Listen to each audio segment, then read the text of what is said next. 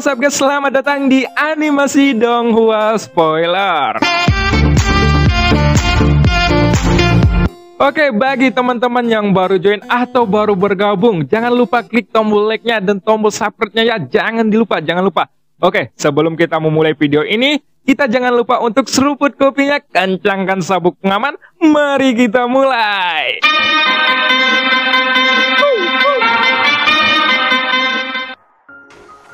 Pada episode sebelumnya diceritakan, Xion bercengkrama dengan anggota tim Perlas. Selanjutnya, ia pun mendatangi sang ratu, yang mana ia menanyakan tentang dunia yang akan dikunjungi selanjutnya. Tapi tiba-tiba, sang ratu memancing Xion untuk mengungkapkan rahasianya dengan Ratu Yuan Er, yang mana hal ini membuat orang di sekitarnya malah berdatangan. Dan scene pun berganti. Jika aku pergi ke dunia Dewa Iblis kuno, aku mungkin memiliki beberapa petunjuk khusus di sana. Setidaknya, itu jauh lebih baik daripada mencari secara sembarangan. Di dunia Xuanyin, aku sepertinya tidak menemukan terlalu banyak kesulitan dan rintangan selama perjalanan, ucap Xion dengan percaya diri. Jangan sombong dulu. Di dunia Dewa Iblis kuno, kamu hanya akan merasa bingung dan benar-benar tidak mengenalnya, ucap sang ratu dengan tegas. Lalu segera, Xion pun mulai berpikir, jika dirinya tidak memiliki informasi, dia hanya akan menghabiskan banyak waktu yang tidak berguna untuk mencari dan menjelajahi dunia aneh itu sendirian. Akan tetapi, sang ratu hanya memberikan senyuman saat ini dan mulai melihat lautan kampan gelap di sekitar bagian depan Bahtera. Seketika, pemandangannya pun tiba-tiba berubah menjadi kabut abu-abu dan Bahtera pun melayang melalui area yang tidak diketahui. Sebelum kita benar-benar sampai di dunia Dewa kuno, kamu pastinya memiliki pertanyaan tentang banyak hal. Jadi, belum terlambat bagi kita untuk membahasnya sendiri, ucap sang ratu sambil memandangi Xion dengan mata yang tidak ramah. Kemudian, pada saat sosok sang ratu melangkah keluar, kabut abu-abu di depan matanya pun berangsur-angsur menghilang. Dan segera, Xion pun dapat melihat dunia dewa kuno yang lebih megah daripada sebelumnya.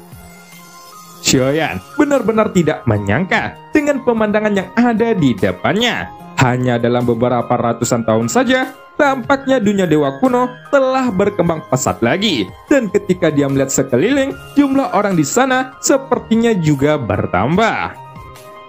Yang benar saja, apa yang terjadi di sini? Ucap Xion yang merasa takjub ketika melihat dunia dewa kuno yang telah mengalami perubahan sangat drastis. Itu telah berkembang sangat pesat. Dan sebagian besar bangunannya ini terbuat dari emas. Jadi, dapat dilihat bahwa sang ratu pasti memiliki kasih sayang khusus terhadap emas.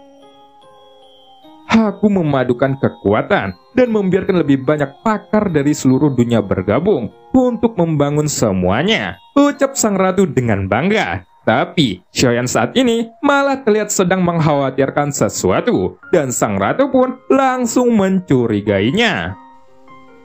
Apakah kamu mencoba mengatakan jika ada pemberontakan di sini? Tanya sang ratu sambil menyipitkan matanya. Xion pun segera mengurungkan niatnya untuk mengatakan keraguannya dan hanya mengangguk patuh. Memang benar, dengan mengambil bagian banyak orang kuat dari semua sisi ke wilayah ini, tidak dapat dihindari bahwa akan ada kesalahan. Tetapi, begitu rahasianya bocor, konsekuensinya akan menjadi bencana yang tidak bisa diremehkan, ucap sang ratu. Tentu saja, tetap ada beberapa situasi yang tidak dapat dihindari. Namun, tidak mungkin bagi mereka untuk bergabung dengan dunia dewa kuno dengan tujuan menyentuh intinya. Jadi, tidak perlu khawatir, ucap sang ratu kembali. Dan sebenarnya, jika mengambil dari sisi ketelitian, sang ratu sangat dalam melakukan sesuatu. Hal-hal ini sebetulnya tidak perlu dikhawatirkan. Apakah orang-orang dari benua Daoqi dan benua Daodi juga telah dipindahkan ke sana? Tanya Xion. Sebetulnya, dia ingat bahwa ketika dia tiba di benua Daodi, Wu Tian berkata bahwa semua orang telah dipindahkan dan hanya mereka yang tidak ingin pergi yang tetap berada di benua tersebut. Oh, mereka semua sudah dipindahkan ke bintang di wilayah selatan, dan tidak akan ada bahaya sampai pihak dunia Taisu menginvasi wilayah sana, ucap sang ratu dengan perlahan. Jelas, inilah yang ingin didengar oleh Xiaoyan, yaitu melindungi wilayahnya. Namun, karena rentang waktu terlalu jauh, tidak mungkin untuk mempertahankan benua tersebut. Jadi, aku hanya bisa melakukan itu, ucap sang ratu, yang sepertinya dia juga merasa bahwa dirinya belum memenuhi amanah Xiaoyan, sehingga dia pun segera menjelaskan. Xiaoyan langsung mengepalkan tinjunya ke arah sang ratu. Tapi, meskipun hanya itu yang bisa dilakukan oleh sang ratu, itu pasti sudah membutuhkan banyak tenaga dan sumber daya material untuk dapat mencapai level ini. Jadi, rasa terima kasih di dalam hati Xiaoyan sudah melampaui kata-kata. Ratu, terima kasih banyak. Aku tidak tahu lagi harus berkata apa selain berterima kasih, ucap Xiaoyan sambil menundukkan kepalanya. Apakah kamu juga sangat sopan kepada Ratu Dunia Xuanyan itu? Tanya sang ratu yang kembali menyipitkan matanya. Tanpa diduga, atas ucapan terima kasih Xiaoyan yang tulus ini, sang ratu tampaknya tidak terlalu senang. Bahkan sebaliknya, ia memandang Xiaoyan dengan penuh ketidaksenangan. Tidak peduli apa yang kamu anggap buruk itu, tapi ini adalah kesopanan dan rasa hormatku kepadamu, ucap Xiaoyan sambil tersenyum. Apakah hanya itu? Aku tidak suka sikapmu ini. Sepertinya tidak pada tempatnya. Lupakan. Kita akan membahasnya nanti. Aku sudah meminjam kekuatan untuk menemukanmu. Jadi, mari kita pikirkan sambil berkeliling, ucap sang ratu yang wajahnya mulai terlihat cemberut. Xiaoyan pun hanya bisa tertawa ringan. Akan tetapi, dia tidak banyak berbicara. Dan segera, Xiaoyan pun memanggil semua orang di tim Perlas untuk mengikutnya pergi dari Bahtera. Pada saat ini, pavilion yang diatur oleh sang ratu di dunia dewa kuno untuk Xiaoyan ternyata cukup besar untuk menampung semua orang. Terlihat bahwa semua bangunan di dunia dewa kuno ini ditangguhkan di udara, dan mereka dihubungkan oleh jalan emas. Lalu, di kedua sisi, jalannya ada pohon dengan daun emas yang berjajar rapi.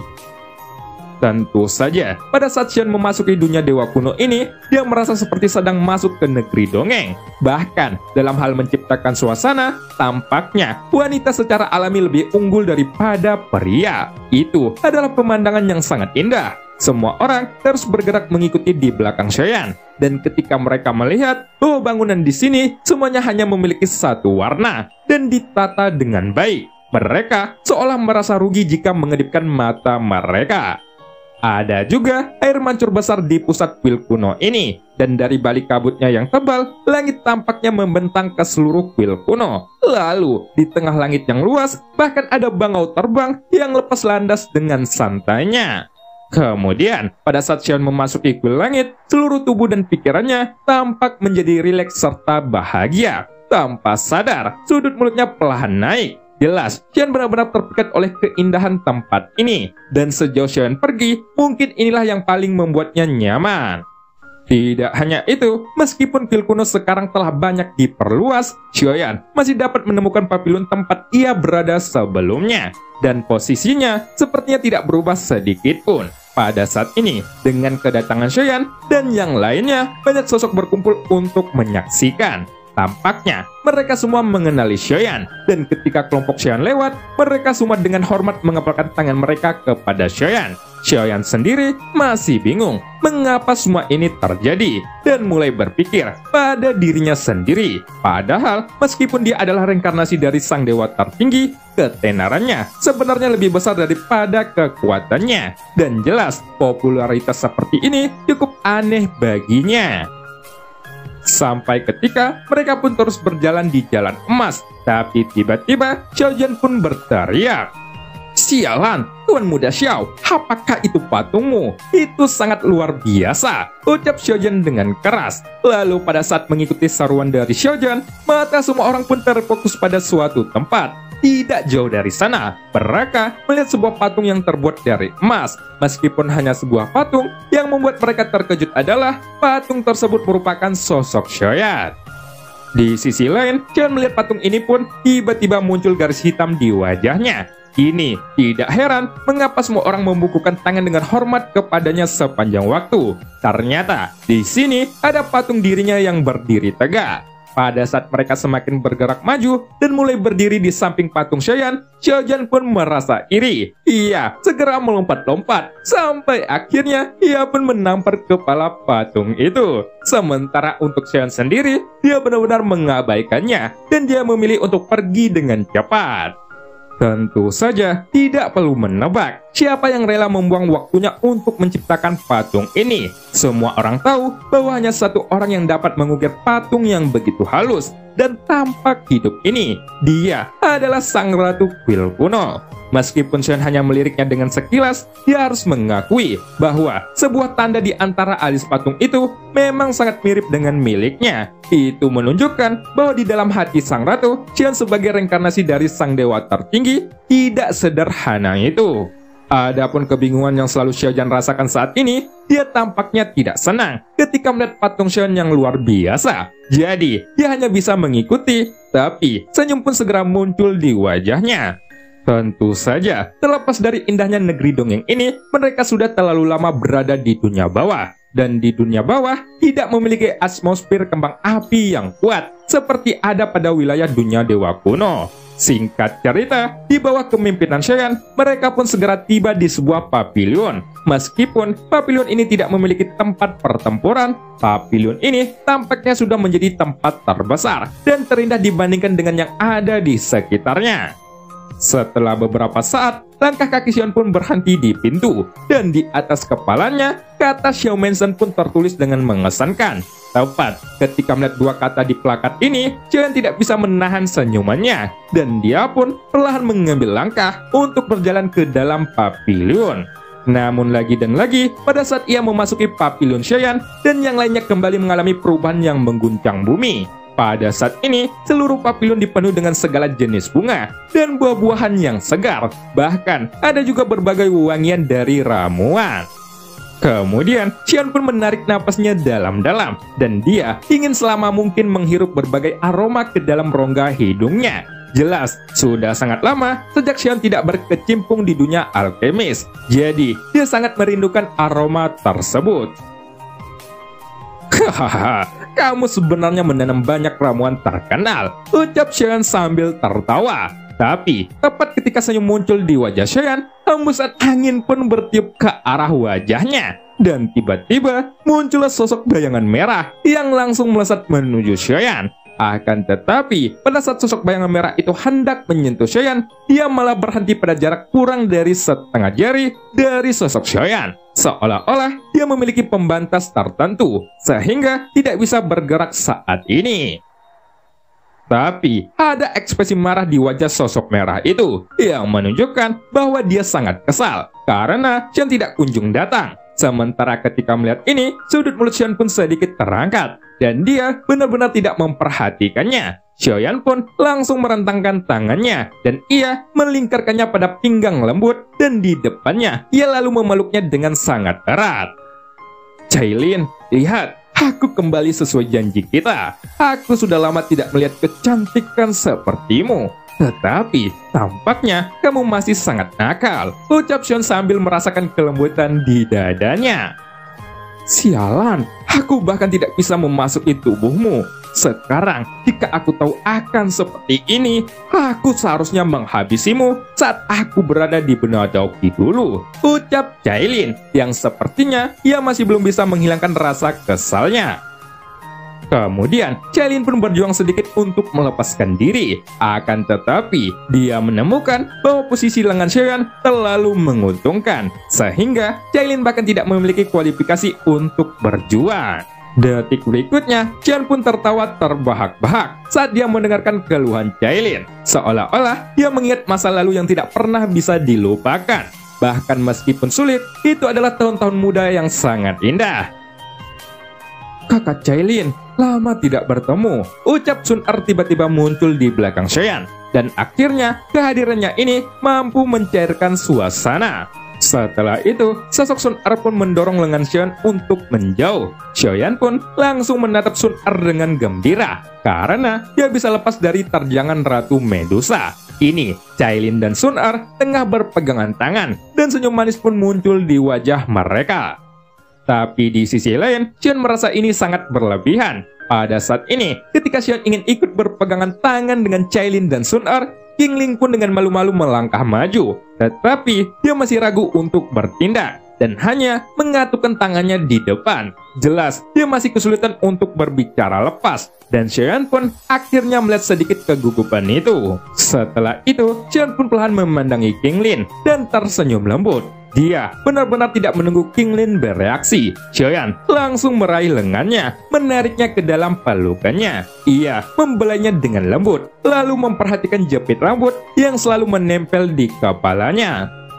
Aku pikir ini sangat cocok untukmu. Ketika aku melihat sebelumnya dan sekarang tampaknya memang begitu, ucap Xion sambil tertawa. Lalu segera pipi Qingling pun langsung memerah dan dia menatap Xion dengan kagum. Suamiku, terima kasih banyak, ucap Qingling. Panggilan ini sepertinya sudah lama berlalu, tapi Qingling masih belum terbiasa. Dia masih secara tidak sadar ingin memanggilnya Tuan Xiaoyan. Tentu saja, statusnya saat ini membuatnya merasa bahwa semua yang terjadi terlalu mengejutkan. Namun, pada saat ini, ketika Xion sedang merasa nyaman menatapi Qingling dengan lembut, ada keributan di antara kerumunan di belakang. Jelas, teman-teman Xiaoyan tidak terima dengan pemandangan ini, apalagi Xiaoyan menahan diri. Hei, semuanya, lihat, ada orang cabul di sini, ucap Xiaoyan sambil berteriak keras. Dan ketika mengikuti pandangannya, semua orang pun dapat melihat bahwa ada seorang pria tampan dengan penampilan yang sangat mencolok muncul di kerumunan. Dan dia secara tiba-tiba memeluk Xiaoyan. Siapa yang kau sebut itu cabul? Bagaimana mungkin orang setampan diriku adalah orang cabul? Ucap sosok tampan itu dengan bangga. Tapi secara perlahan muncul jejak kemarahan di wajahnya. Aku sudah mengatakannya, kamulah orang cabul itu. Kita berdua adalah laki-laki. Bukankah sangat tidak sopan jika kamu tiba-tiba memelukku seperti seorang kekasih? Belum lagi, siapa kamu? Aku benar-benar tidak mengenalmu, ucap Xiaoyan sambil berlari menjauh. Jelas, dipeluk oleh seorang pria akan membuatnya merasa mual selama beberapa hari. Hei, kita adalah teman. Kenapa kamu tidak mengenaliku sama sekali? Ucap sosok tampan itu, yang kini sangat tidak berdaya. Seketika, semua orang pun mulai memandanginya, dan mereka semua tampak menggelengkan kepala setelah melihatnya sekilas. Jika diperhatikan dari suaranya, itu memang terdengar sangat familiar. Tapi sebenarnya, kita berdua benar-benar tidak mengenal satu sama lain. Bahkan sepertinya tidak ada pria yang mirip wanita dalam kelompok kami, ucap Xiaoyan dengan waspada. Aku juga tidak akan menyangka bahwa memang ada orang tampan di tim kami. Tetapi jika kamu menjadi tampan, itu membuatku merasa sedikit mual, ucap Xiaoyan kembali dengan kesal. Segera Nan Erming dan yang lainnya pun mengangguk setuju. Detik berikutnya, sosok tampan itu pun mengerutkan keningnya dan berpikir sejenak. Lalu, setelah dia melihat sosok di depannya dengan serius, dia pun langsung berkata dengan ragu. Baiklah, kalau begitu. Hei, King Mu'er, kamu pasti mengenaliku, ucap sosok tampan itu yang wajahnya sangat menunjukkan kegembiraan. Kalau dipikir-pikir, suaramu sangat mirip dengan kerangka yang suka melihat celana dalam orang lain, ucap King Mu'er yang dengan cepat menampar dahinya, dan dia berusaha mengingat kembali masa lalu. Kemudian, ekspresi sosok tampan itu pun tiba-tiba membeku, dan dia mungkin tidak menyangka bahwa dirinya akan memiliki kesan yang sangat buruk seperti itu di hati semua orang. Tentu saja, kerangka yang King Mu'er maksud adalah Jing Hui, dan semua orang juga segera menyadari bahwa setelah dia membentuk kembali tubuhnya, Jing Hui pun telah kehilangan penampilan kerangkanya. Jadi, dengan dia yang sudah memiliki tubuh fisik, maka wajar semua orang secara alami tidak akan mengenalinya. Namun sebenarnya, Xian sendiri secara alami mengetahui bahwa sosok tampan ini adalah Jing Hui. Tetapi, dia tidak berbicara sampai semua orang mengenalinya sebelum akhirnya dia pun tertawa terbahak-bahak. Jadi ternyata itu kamu. Maaf untuk sebelumnya, kamu terlalu mirip jika disandingkan dengan perempuan, ucap Shojin yang juga langsung tertawa dan memeluk Jinghui. Akan tetapi, sosok terakhir malah terlihat murung dan terlihat tidak senang. Tampaknya, kata-kata ini membuat situasinya pun semakin buruk. Tapi, setelah beberapa saat, Jinghui pun kembali terhibur, dan sekelompok orang itu pun mulai tertawa lepas. Hanya sosok Cailin dan Qinglin yang senantiasa duduk di halaman, dan keduanya selalu diam tanpa kata. Namun sekarang, halaman tersebut pun penuh dengan canda dan tawa. Itu memancarkan ketenangan dalam sekejap. Dan pada saat yang sama, sepertinya King Mu'er sedang menyalakan kembang api untuk membuatnya lebih meramaikan suasana. Itu membuat semua orang seperti telah kembali ke masa lalu. Kultivasi adalah waktu kesunyian yang panjang, dan mereka bahkan mungkin melupakan diri sendiri. Hanya pada saat inilah mereka tampaknya merasakan keberadaan kehidupan. Lalu sebenarnya setiap orang tidak harus sendirian, dan itu akan membuat mereka merasa sangat hidup. Pada saat ini, sesosok cantik juga kembali muncul dari pintu saat mengangkat kepalanya. Mata cerah dan diputihnya terpampang jelas oleh semua orang. Dan dengan senyum bahagia di wajahnya, dia dengan perlahan menghampiri kumpulan wanita di sisi lain. Seketika, beberapa wanita kini terlihat sangat gembira sambil berpegangan tangan. Mereka bercengkerama ria tanpa memperdulikan apapun. Sementara untuk para lelaki, mereka juga selalu bercanda. Jelas, Xiaoyan yang akan menjadi korbannya. Tentu saja, sudah ribuan tahun sejak semua orang berpisah dalam jarak yang tidak diketahui. Dan semua orang bahkan berpikir bahwa mereka tidak akan pernah bertemu lagi. Semua ini berkat bantuan dari Ratu Kuil kuno yang bekerja keras untuk kembali menyatukan semua orang. Tidak ada yang menyangka bahwa tim pelas ini akan bertemu lagi suatu hari nanti. Sekarang mereka tertawa lepas tanpa henti. Lalu setelah beberapa saat, semua orang pun mulai menangis dengan keras sampai pada akhirnya tertawa lagi. Jelas hanya mereka yang mengerti kepedihan apa yang telah mereka alami selama 1000 tahun ini. Dan mereka juga harus membayar mahal untuk bisa keluar dari dunia bawah karena gangguan dari kuil langit yang tiba-tiba itu. Akan tetapi, hal baiknya adalah mereka semua terlahir kembali dari Nirwana. Dan akibatnya, kekuatan mereka telah menciptakan terobosan besar yang tidak terbayangkan. Itu benar-benar membuat semua orang senang. Bagaimana tidak, jika bukan karena kejadian ini, ranah yang mereka pijak pastinya hanya akan menjadi angan-angan belaka. Pada saat ini, semua orang sudah berkumpul. Xiaoqi pun sudah mempersiapkan meja besar, dan makanan lezat sudah menunggu semua orang. Ini ada juga senyuman di wajah Cailin, seolah-olah dia sengaja menghilangkan kesombongan dalam amarahnya dan menganggap semua orang sebagai satu keluarga. Namun tiba-tiba, karena kemunculan Xiaoqi yang tidak disadari oleh siapapun, Xiaoyan pun terkejut. Di benak Doki, Xiaoyan mengetahui bahwa Xiaoqi telah pergi, tetapi dia tidak menyangka bahwa Xiaoqi akan datang langsung ke dunia dewa kuno. Tapi, selain Xiaoqi, ada banyak teman lama di sini. Mereka semua menunggu. Semua orang pun segera mengangguk dan masuk dalam pavilion. Hanya saja, tim pelas belum sepenuhnya berkumpul sekarang. Xiaoyan pun langsung mengambil langkah besar dan berjalan menuju pavilion. Sambil berjalan ke halaman belakang pavilion, ada beberapa sosok yang sibuk memasak makanan lezat di meja besar. Meskipun sebenarnya mereka tidak perlu makan, sebagai praktisi, makanan yang mereka makan hari ini bukanlah untuk memuaskan rasa lapar mereka, tetapi untuk memuaskan lidah mereka. Dan tentu saja, dalam keadaan seperti itu, hanya makanan enak yang bisa menandingi keindahan.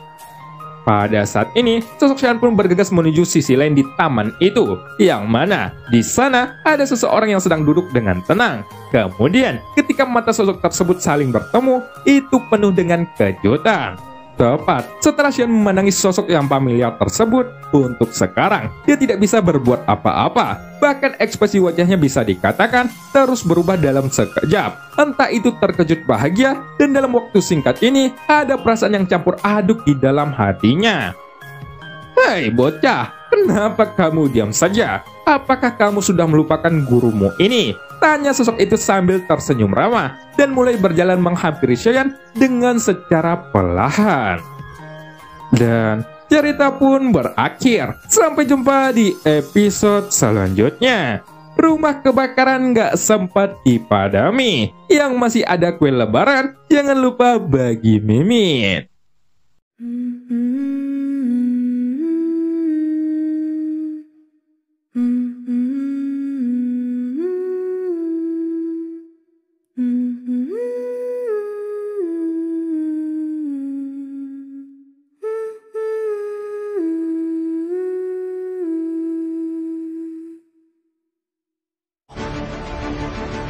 一旦被他们锁定了位置，我们俩都会性命堪忧。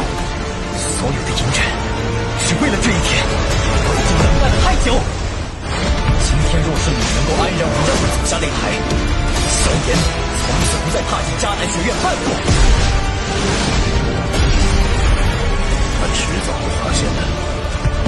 既然如此，就给他一个惊喜吧。今天我不会让你们两人彻底的闭上嘴。就算他还活着，你们之间也绝不可能。